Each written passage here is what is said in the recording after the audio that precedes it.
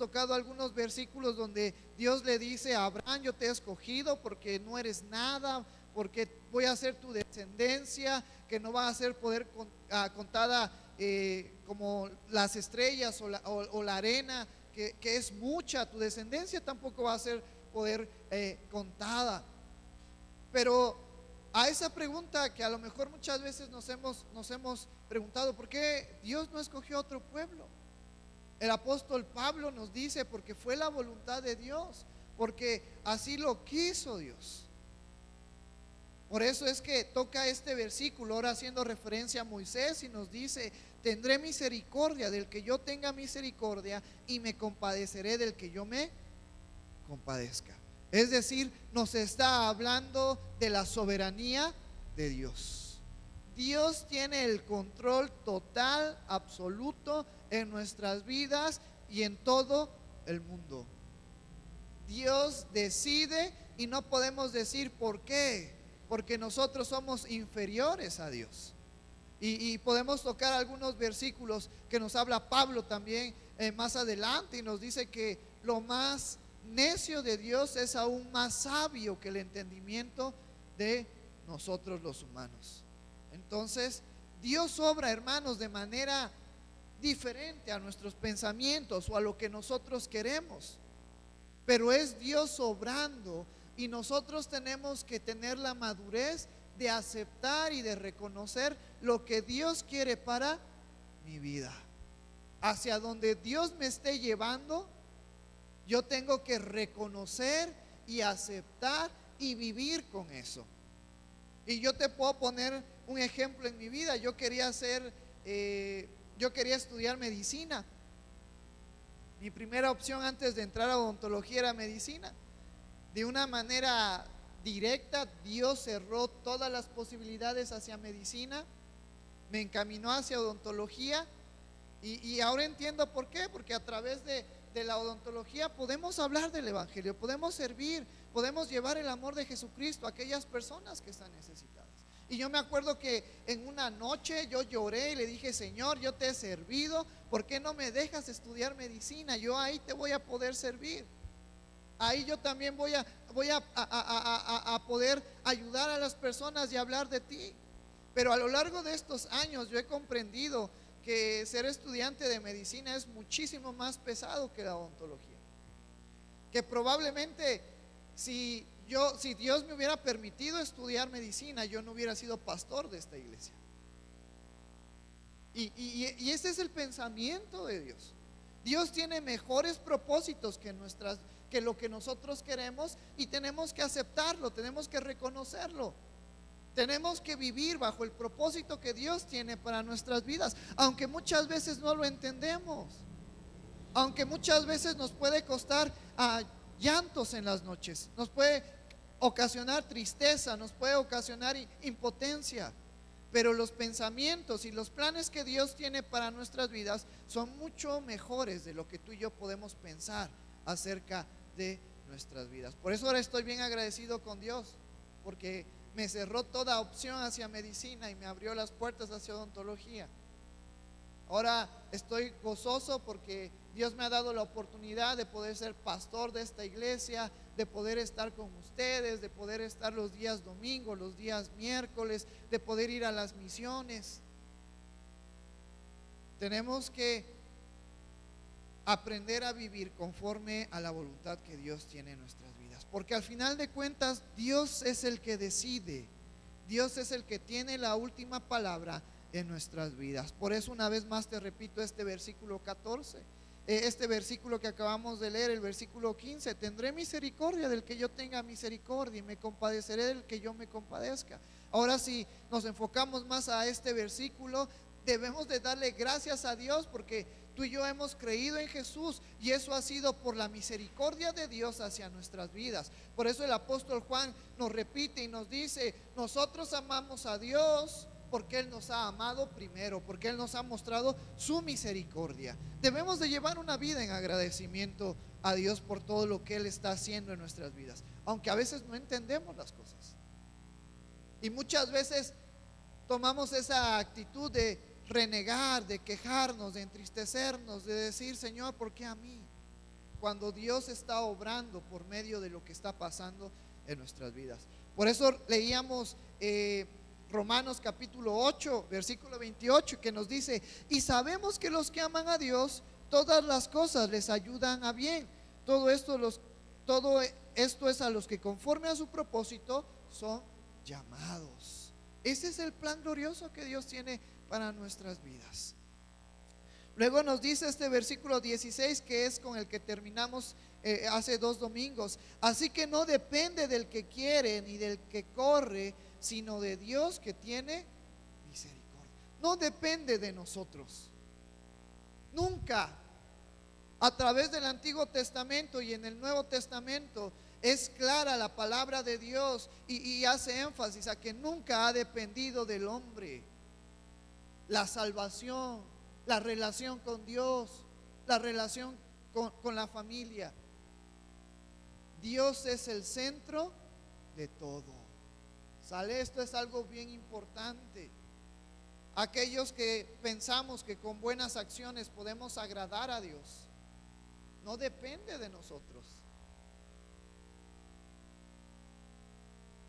Dios quiere que tú y yo seamos agradables ante Él, poniendo nuestra fe en Jesucristo. Y eso de poner nuestra fe en Jesucristo posteriormente nos va a llevar a vivir conforme a lo que Jesús dice. Pero eso es lo que Dios quiere en nuestras vidas, que aprendamos a depender, a confiar, a vivir las enseñanzas de Jesús. Porque no depende de nosotros. No hay nada bueno que tú y yo podamos ofrecerle a Dios. No hay nada bueno. Aún en el talento, en lo que tú y yo nos creemos personas dotadas y que es nuestro don, aún eso no le agrada a Dios, porque eso no es suficiente para poder agradar a Dios. Así que no depende del que quiere ni del que corre, sino de Dios que tiene misericordia. Todo se trata de Dios en nuestras vidas. Puede ser la persona más inteligente, puede ser la persona más adinerada, puede ser la persona con más salud, pero todo lo que tenemos es porque Dios lo permite. Porque a grandes rasgos en nuestras vidas, Dios tiene la última palabra, la última decisión en nuestras vidas. Esa es la soberanía de Dios. Dios está en control de todo.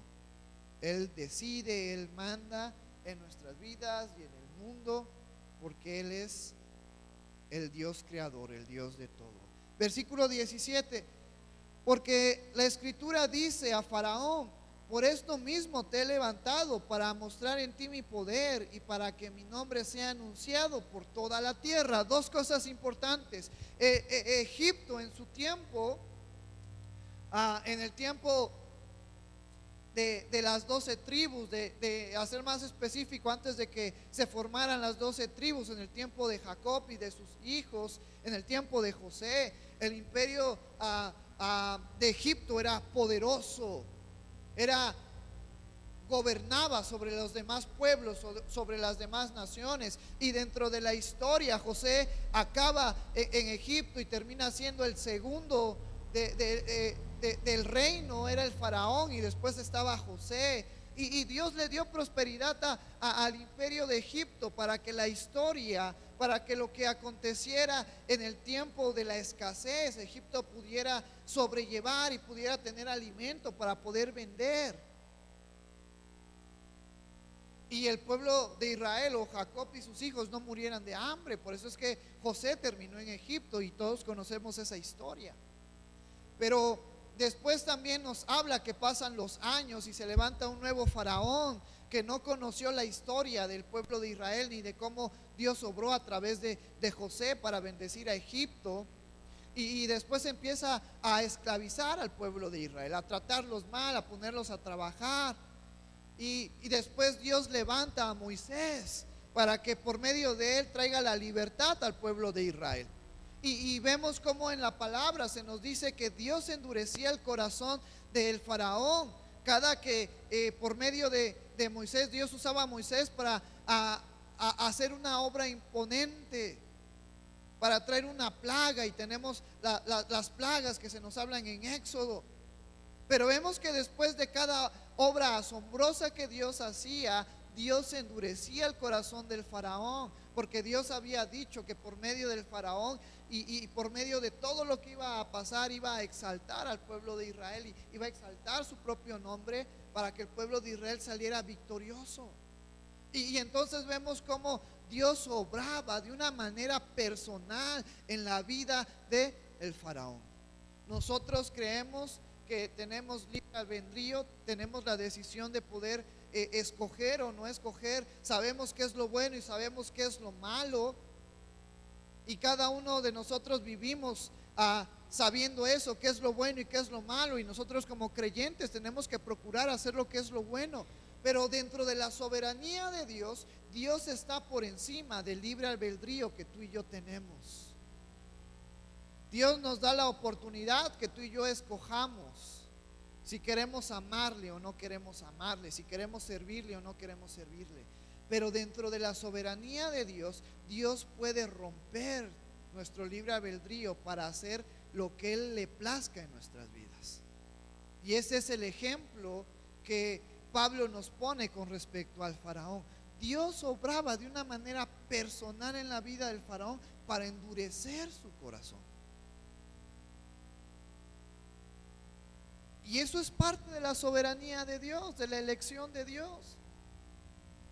Y a lo mejor podemos pensar, es que es injusto entonces, porque Dios nos hace como robots. Pero al final de cuentas es Dios.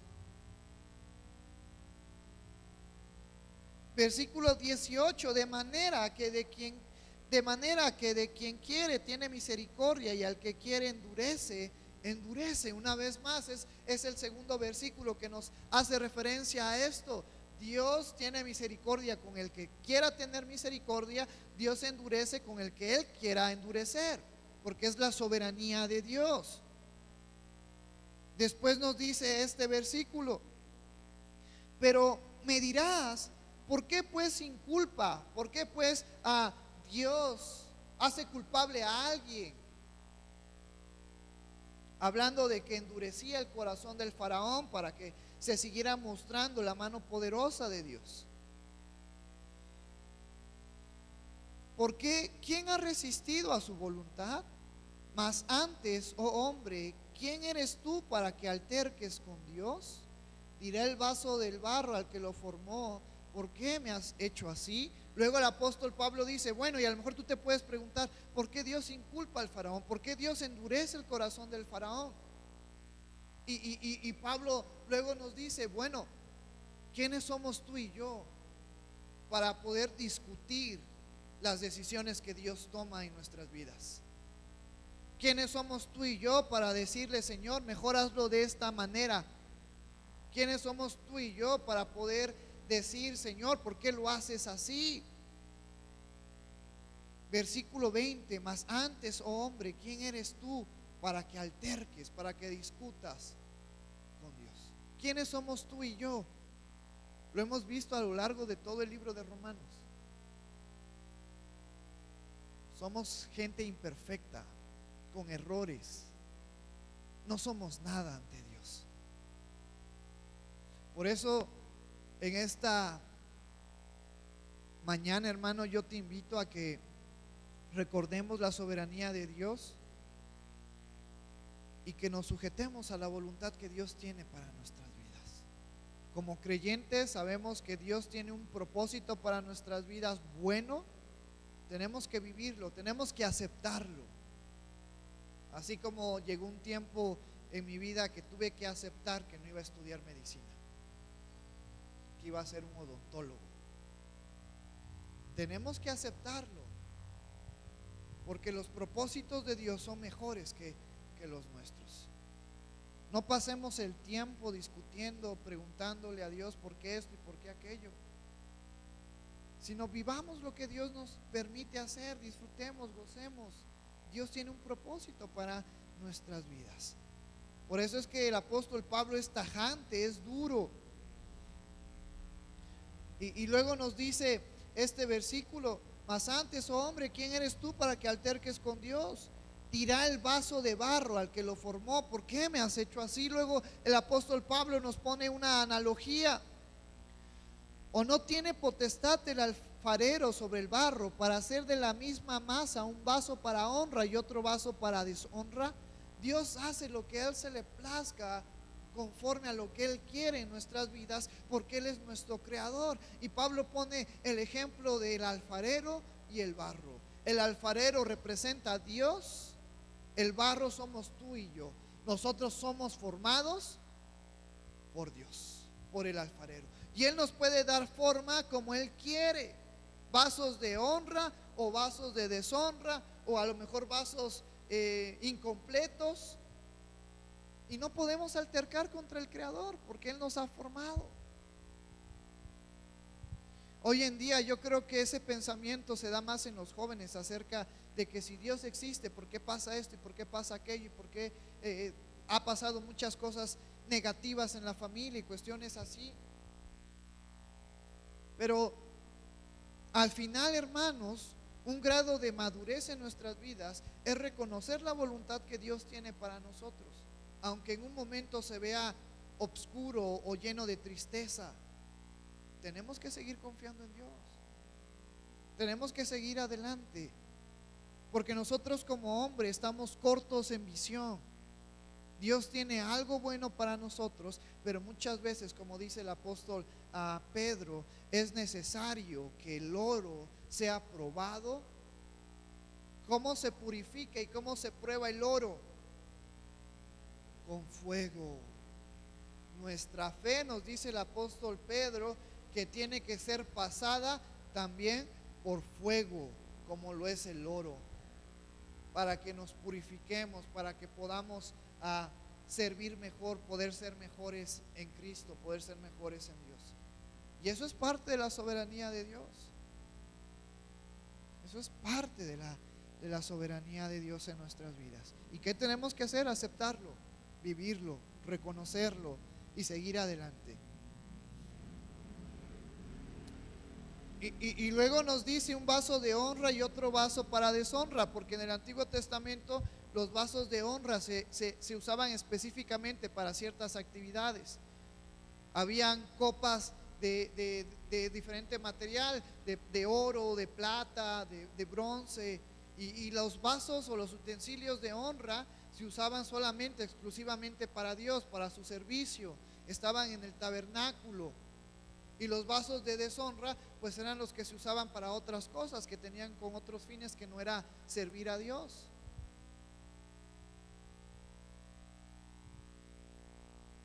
Entonces, a grandes rasgos nos está diciendo que va a haber creyentes que van a servir a Dios, y hay personas que no van a creer en Dios, pero Dios los hizo, Dios los formó.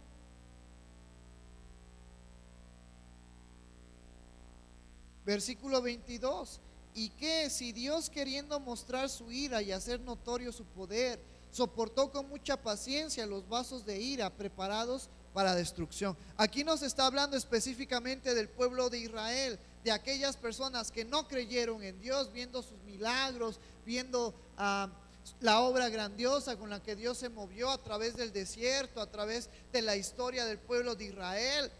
Muchos eran infieles, muchos eran rebeldes, mas Dios tuvo misericordia con ellos, sabiendo que su fin iba a ser la ira, a ser consumidos.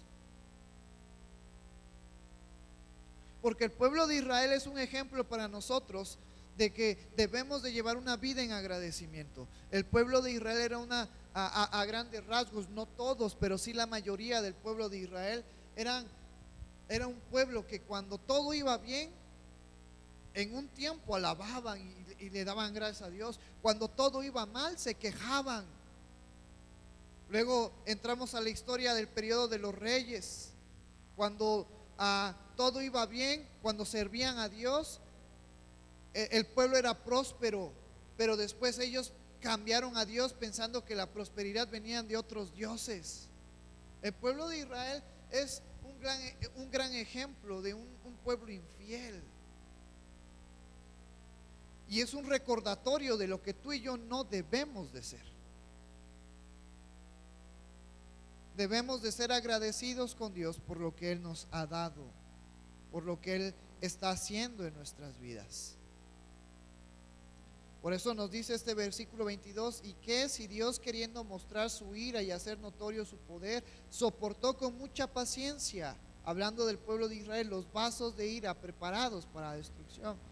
Versículo 23: y para hacer notorias las riquezas de su gloria, las mostró para con los vasos de misericordia que Él preparó de antemano para la gloria, a los cuales también ha llamado estos a nosotros, no solo de los judíos, sino también de los gentiles. Y estos vasos de misericordia somos tú y yo, que alcanzamos la salvación. Somos estos vasos que Dios nos creó, que Dios nos formó, para que cuando el amor de Jesucristo se hiciese presente en nuestras vidas, cuando el evangelio, cuando las buenas nuevas de salvación se hiciesen presentes en nuestras vidas, nosotros aceptáramos y confiáramos en Jesús. Pero es el plan glorioso de Dios en nuestras vidas. Por eso es que en este versículo el apóstol Pablo está haciendo énfasis a los creyentes, descendientes de los judíos, pero también los creyentes que eran gentiles, que no tenían herencia, que no tenían sangre de Israel o judía. Dios preparó estos vasos de misericordia, estas personas de misericordia, para poder mostrar su gloria, para hacer notoria las riquezas de su gloria, nos dice este versículo 23. 24: a los cuales también ha llamado estos, es a nosotros, no solo de los judíos, sino también de los gentiles.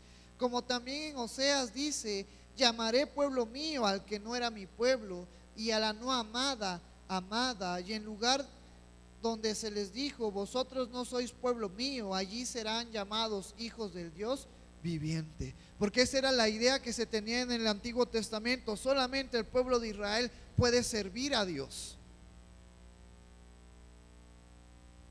Pero el profeta Oseas nos describe cómo Dios iba a traer la salvación a todo aquel pueblo que no era judío, a todo aquel pueblo que iba a conocer a Jesús y que iba a reconocerlo como su Salvador. Y este versículo fue escrito hace mucho tiempo atrás, hace más de 2500 años atrás.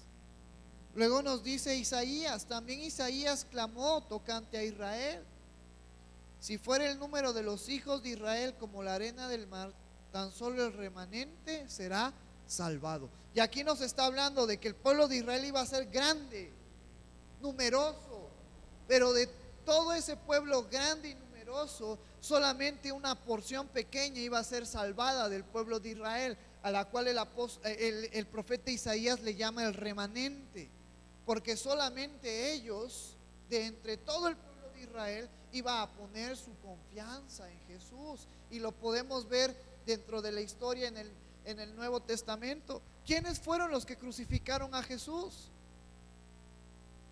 Yo sé que a grandes rasgos fue nuestro pecado. Jesús tuvo que ser crucificado por nuestros pecados, pero en cuanto a población, fue su propio pueblo el que lo crucificó.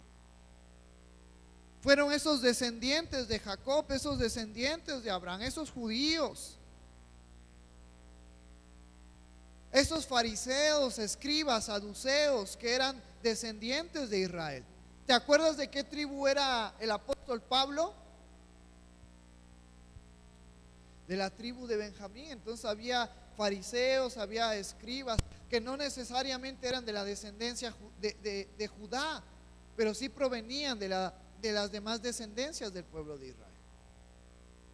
El apóstol Pablo venía de la descendencia de Benjamín, y fue el pueblo de Israel el que crucificó a nuestro Señor Jesucristo. Por eso, tiempo atrás, Isaías nos había dejado este mensaje. Dios habló a Isaías para dejarnos este mensaje. También Isaías clama tocante a Israel: si fuera el número de los hijos de Israel como la arena del mar, tan solo el remanente será salvado. Porque el Señor ejecutará su sentencia sobre la tierra en justicia y con prontitud. Y como antes dijo Isaías, Si el Señor de los ejércitos no nos hubiera dejado descendencia, como Sodoma habríamos venido a ser, y a Gomorra seríamos semejantes. Ahora Isaías se hace referencia a un periodo que ya entramos en los devocionales con el pastor Benjamín, acerca de el pueblo de Israel y el pueblo de Judá caen en cautiverio y van a ser llevados a Babilonia, y Jerusalén va a ser asolada. En las historias que estamos viendo, en los devocionales que estamos viendo, y Dios pudo haber hecho exterminado al pueblo de Israel para que no quedara nada de ese pueblo pecador. ¿Por qué el pueblo de Israel y el pueblo de Judá cayeron en cautiverio? Porque cambiaron a Dios por otros dioses, porque prefirieron el pecado que hacer lo que Dios les había mandado. Entonces el pueblo de Israel cae en cautiverio. Sin embargo, en medio de ese cautiverio, en medio de toda esa desolación, Dios mantiene con vida a un remanente del pueblo de Israel para mostrar su fortaleza, para mostrar su gloria, para mostrar que aún en medio de su rebeldía, el pueblo de Israel sigue siendo querido y sigue siendo apreciado por Dios. Por eso Isaías termina diciendo: si el Señor de los ejércitos no nos hubiera dejado descendencia, como Sodoma habríamos venido a ser, y a Gomorra seríamos semejantes. Porque solamente de Sodoma y de Gomorra quedó la historia. Fue un pueblo destruido. No quedó descendiente, no quedó persona viva en Sodoma y en Gomorra. Se perdió la descendencia de este pueblo de Sodoma y Gomorra. También se nos habla en las historias en Génesis. ¿Por qué?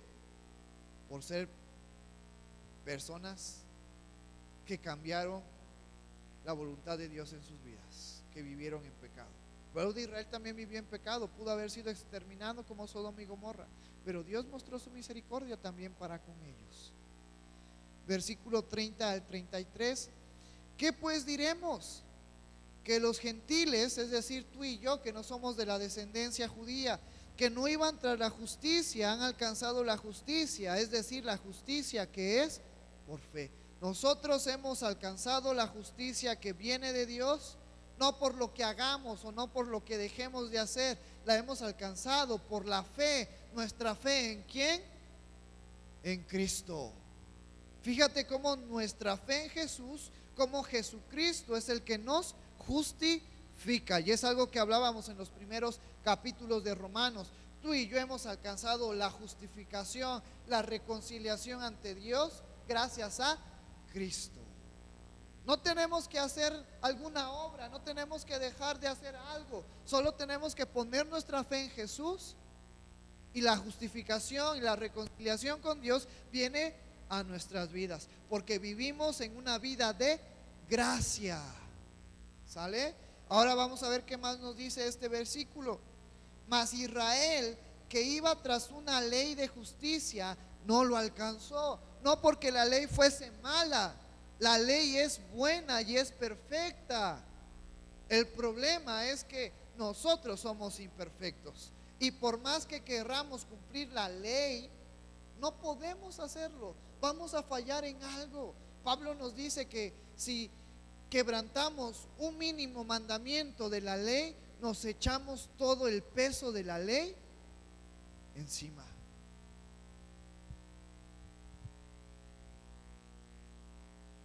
Mas Israel, que iba tras una ley de justicia, no la alcanzó. ¿Por qué? Porque iban tras ella no por fe, sino como por obras de la ley, pues tropezaron en la piedra de tropiezo. Y aquí es importante reconocer eso. El pueblo de Israel se enfocó en cumplir la ley, pero su error fue pensar que ellos mismos podían cumplir la ley. Por eso nos dice este versículo: porque iban tras ella no por fe, no por su confianza en Jesús, no por su dependencia de Jesús, sino por obras de la ley, porque ellos pensaban que podían cumplir la ley. ¿Cuántos de nosotros tenemos todavía esa idea que podemos cumplir la ley? Que podemos ser perfectos por nosotros mismos. que si nos esforzamos podemos hacer la voluntad de Dios. La podemos hacer, pero gracias a Cristo que está en nuestras vidas. Por eso luego nos dice este versículo: pues tropezaron en la piedra de tropiezo. ¿Quién es esa piedra de tropiezo que fue para los judíos? Jesús, la piedra angular, la piedra que desecharon los edificadores. Y no sé si te acuerdas que veíamos en el Sermón del Monte que Jesucristo también hacía referencia como la piedra angular, y que la piedra angular en el tiempo de los judíos se ocupaba para dos cosas: para poder fundamentar una casa, para poder el fundamento y sobre eso construir, y también en las ventanas. ¿Cuántos han visto los ladrillos en arco que se ponen? Dentro de todos esos ladrillos que se ponen en arco hay una piedra que se llama la piedra guía o la piedra angular. Y nos dice que en la forma en la que construían los judíos era poner la piedra angular en medio, y sobre esa piedra o sobre ese ladrillo empezar a poner los demás ladrillos para que quedara de una manera pareja. Por eso es que Jesucristo nos dice que Él es la piedra angular, que Él es el fundamento. Porque si nuestros pies están fundamentados en Jesús, estamos firmes. Si Jesús es nuestra roca, estamos firmes. Pero también si nosotros nos guiamos por la dirección de Jesús, todo va a ir bien en nuestras vidas. Y Jesús nos dice en el Sermón del Monte, empezando el Sermón del Monte, nos dice: bienaventurados los pobres de espíritu, porque de ellos es el reino de los cielos. Nos está hablando de reconocer que por medio de nosotros no podemos agradar a Dios, que no hay nada bueno que podamos ofrecerle a Dios. De hecho, se me viene ahorita a la mente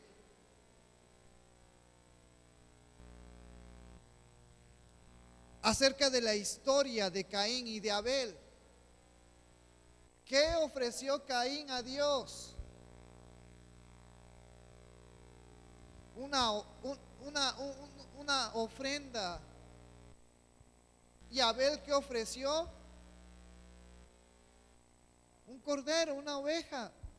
Pero luego nos vamos más adelante en el Nuevo Testamento, porque muchos pensamos que a Dios le agradó más la ofrenda de Abel porque era un cordero de lo mejor que había escogido, y a Caín no le agradó su ofrenda porque era de lo que había sembrado.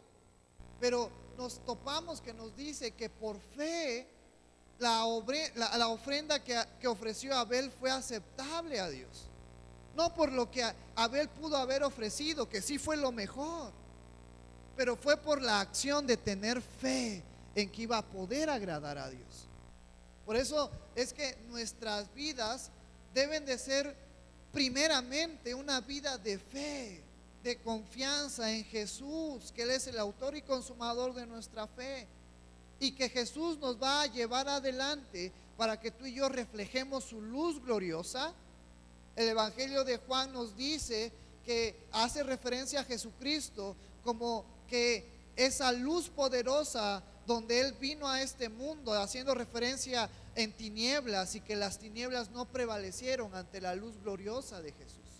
Entonces, si tú y yo recordamos eso, que debemos de llevar una vida en dependencia hacia Jesús, porque Él es el único que nos puede hacer personas buenas, personas diferentes, vamos a reflejar la luz gloriosa de Jesús. Y entonces sí vamos a tener buenas acciones, buenos frutos, pero no somos nosotros, sino es Jesús en nuestras vidas el que está reflejando esa luz, el que nos está dando esos frutos. Y el pueblo de Israel se cerró, los fariseos y los escribas, ese era el problema. Ellos decían: ¿cómo que por medio de Jesús yo puedo agradar a Dios? No, yo lo agrado con mis acciones, con mis obras. Y estaban despreciando a Jesús. Y muchas veces tú y yo como creyentes nos volvemos tradicionalistas, pensando que son mis acciones las que van a agradar a Dios. No, es Jesús en mi vida el que va a agradar a Dios. Por eso nos lleva a recordar la importancia de tener a Jesús en nuestras vidas. Porque si Jesús no está en nuestras vidas, yo puedo donar todo el dinero del mundo, yo puedo ayudar a las personas pobres, yo puedo,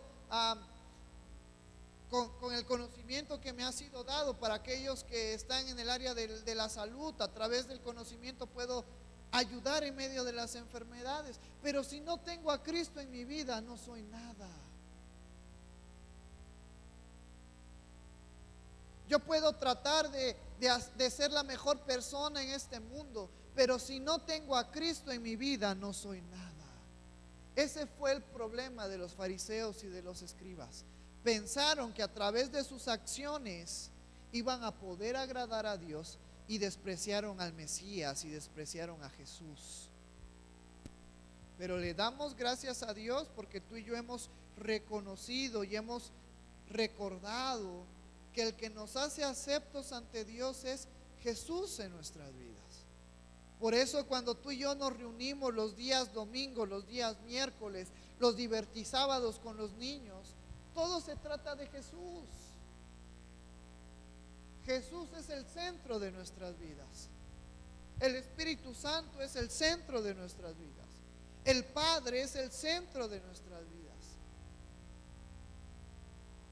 Por eso, como dijo Juan, nosotros tenemos que menguar para que Jesucristo brille en nuestras vidas. Nosotros tenemos que dejar lo que queremos. Lo que yo quiero hacer en mi vida no importa. Importa lo que Dios quiere en mi vida. Y ese es un gran reto para los creyentes.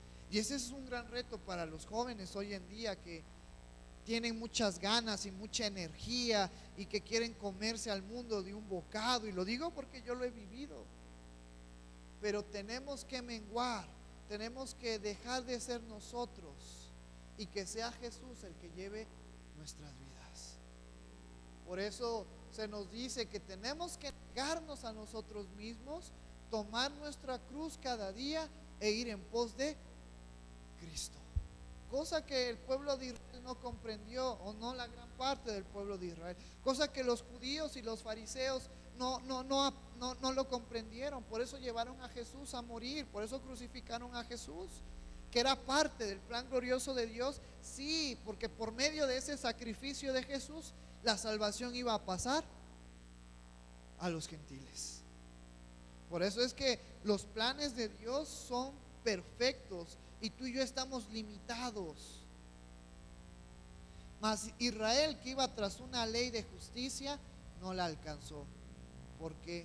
Porque iban tras ella no por fe, sino como por obras de la ley, pues tropezaron en la piedra de tropiezo, como está escrito: he aquí pongo en Sión piedra de tropiezo y roca de caída, y el que creyere en él no será avergonzado. Fíjate, dos cosas que ya tocábamos hace rato y ya vamos a terminar.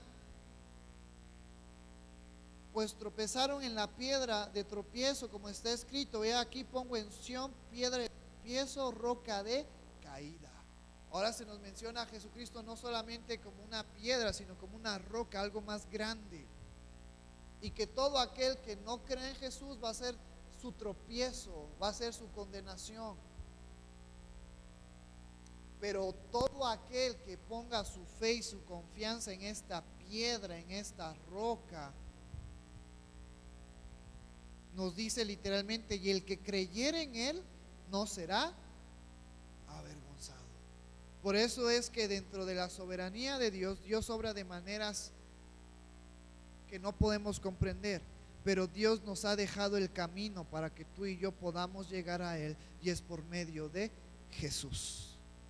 No hay otra forma, no hay otro lugar, no hay otro método. Es por medio de Jesús. Y podemos ver una gran analogía en este versículo 10. A veces vamos a pasar por malos momentos, a veces vamos a pasar por buenos momentos. Nos pone el ejemplo del pueblo de Israel que iba tras una ley, haciendo buenas obras, pensando que eso los iba a acercar a Dios. Pero se toparon con Jesús y fue su piedra de tropiezo. Porque si tú y yo tenemos a Jesús en nuestras vidas, lo tenemos todo, todo. Podemos ser personas con muchos errores, con muchas fallas. Yo como pastor de la iglesia, yo estoy trabajando en mi carácter, en la paciencia, en la energía. Y cada uno de nosotros tenemos nuestras luchas. Muchos de nosotros en nuestro carácter, muchos en nuestros pensamientos, muchos en nuestras palabras. Y mientras estemos en esta vida, vamos a estar luchando contra nuestras debilidades. Pero el saber que tenemos debilidades, al menos personalmente a mí, me recuerda que necesito depender de Cristo, que Él es mi roca fuerte, mi piedra fuerte, y que yo he puesto mi confianza en Él y que no voy a ser avergonzado. Por eso es que es interesante cómo en este capítulo 9 nos habla de la soberanía de Dios y termina la soberanía de Dios en este capítulo haciendo referencia a Jesús. Esto es algo muy interesante que yo te invito a que sigas analizando, sigas pensando, sigas pidiéndole a Dios sabiduría en este capítulo 9, donde nos habla de la soberanía de Dios, donde nos habla del pueblo de Israel, donde nos habla de los gentiles, donde nos habla de la ley, donde nos habla de Jesús. Y que sigamos adelante. La vida no va a ser fácil, hermanos. La vida va a ser una vida de pruebas, de luchas, de necesidades. De hecho, antes de terminar vamos a orar porque hay algunos hermanos que están enfermos. Y así es la vida. Pero recordar que si estamos en Jesús no vamos a ser avergonzados. Te voy a invitar a que nos pongamos de pie y vamos a darle gracias a Dios por esta palabra. Vamos a orar por algunas familias de nuestra iglesia que están enfermas, que están pasando por algunas cuestiones pues de enfermedad.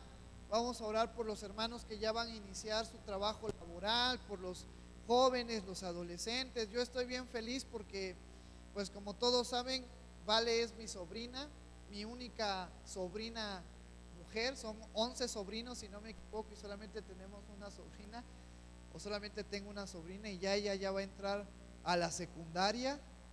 El tiempo pasa bien rápido. Pero también sé que ahora que Vale va a entrar a la secundaria, pues ahora sí, su fe se va a probar. Su fe va a calarse con diferentes formas de pensar, diferentes formas de pensar de la vida. Y vamos a estar orando por todos los niños que van a pasar a ese proceso de pasar a la secundaria, y los que van a pasar a la secundaria, el bachillerato, porque pues hay que estar pendientes con ellos. Por eso ayúdenme a orar por Vale, todos por favor. Vamos a orar en esta hermosa mañana. Gracias, Señor, por tu amor. Gracias, Padre, por tu palabra. Gracias, Señor, por lo que hemos visto en esta hermosa mañana. Gracias, Señor, porque no podemos discutir contra ti, no podemos decir por qué haces así las cosas. Es tus planes, es tu soberanía en nuestras vidas, Señor. Ayúdanos con nuestro entendimiento, con nuestro corazón, con nuestro espíritu, a sujetarnos a tu voluntad, Señor, a sujetarnos a tu palabra. Gracias, Señor, por esta enseñanza. Gracias porque terminamos recordando que Jesucristo es nuestra roca fuerte, nuestra piedra angular, nuestro fundamento. Y todos aquellos que hemos puesto nuestra fe y nuestra confianza en Jesús, no vamos a ser avergonzados, Padre. En esta hermosa mañana yo también te pido, Padre, por todos nuestros miembros de la iglesia, Señor. Gracias por los hermanos que están aquí. Gracias por los hermanos que nos están viendo en línea, Señor. Yo te doy gracias porque tú has sido fiel, tú has sido bueno en nuestras vidas, Padre.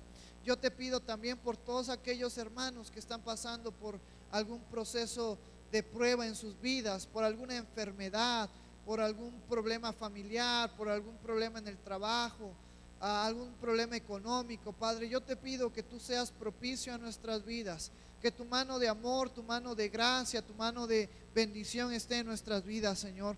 Que tú nos cuides, nos protejas, que conforme a tu voluntad, Señor, nos hagas pasar estas pruebas que el apóstol Pedro ha llamado que son necesarias. Así como el oro es pasado por fuego, nuestra fe también tiene que ser pasada, probada por fuego, Señor. Pero al final sabemos que saldremos victoriosos gracias a Jesús, Señor. Padre, yo también te pido por cada uno de los niños que ya en estas semanas regresan a sus clases, Señor, a la escuela. Yo te pido por aquellos que están en el kinder, por aquellos que están en la primaria, que tú los cuides, que tú los guardes, por sus papás, Señor. Pero también te pedimos por aquellos niños que van a dar ese salto, ese paso donde la niñez termina y empieza la pubertad y empieza la adolescencia, Padre. Yo te pido por aquellos niños que van a pasar a la secundaria y aquellos adolescentes que van a pasar de la secundaria al bachillerato y aquellos adolescentes ya mayores, jóvenes, que van a pasar de el bachillerato a la universidad, Padre, que tú los cuides, que tú los guardes, que tú obres en sus vidas, Señor. Usa nuestras vidas, usa nuestra iglesia, usa al pastor Antonio, a mi vida, a los líderes de la iglesia, a los miembros de la iglesia, para poder fundamentar la fe de estos chicos, de estos adolescentes, de estos niños, porque sabemos que es parte, Señor, de la vida el poder confrontarnos con toda esa ideología que es contraria a tu palabra, con todo ese pensamiento que ha sido traído por Satanás, Padre. Yo te pido que tú fortalezcas a nuestros niños, que tú fortalezcas a nuestros adolescentes, que tú fortalezcas a nuestros jóvenes ante toda esta ideología, Señor, que ellos puedan estar confiados, firmes, puestos su fe en Jesús, Señor. Y así como Jesús oró por los discípulos, por todos nosotros, pidiendo que nos guardaras del mal, no que nos quitaras de este mundo, sino que nos guardaras del mal, Padre. Hoy recordamos esa oración y te pedimos por nuestros niños, por los adolescentes, por los jóvenes, por las hermanas, por los hermanos, por los líderes de la iglesia, por el pastor Antonio, por mi vida, Señor, que nos libres de todo mal, que nos guardes de todo mal, Señor, que nos ayudes a vivir una vida dependiente de Jesús, recordando y viviendo sus enseñanzas, el mensaje que Él nos ha dejado, Señor, como iglesia. Te damos gracias, amado Padre, porque tú eres bueno, porque tú eres maravilloso. Que tu Santo Espíritu, Señor, gobierne nuestras vidas, gobierne nuestros pensamientos, gobierne nuestras palabras. Que la luz gloriosa de nuestro Señor Jesucristo se refleje en nuestras vidas, en nuestra iglesia, en nuestra vida, en nuestra familia, en nuestro trabajo, en cada lugar donde vayamos, en cada tierra donde pisemos. Que la luz gloriosa de nuestro Señor Jesucristo resplandezca a través de nosotros. Te damos a ti toda la gloria y toda la honra en el nombre maravilloso de tu Hijo Jesús, que es sobre todo nombre. Amén.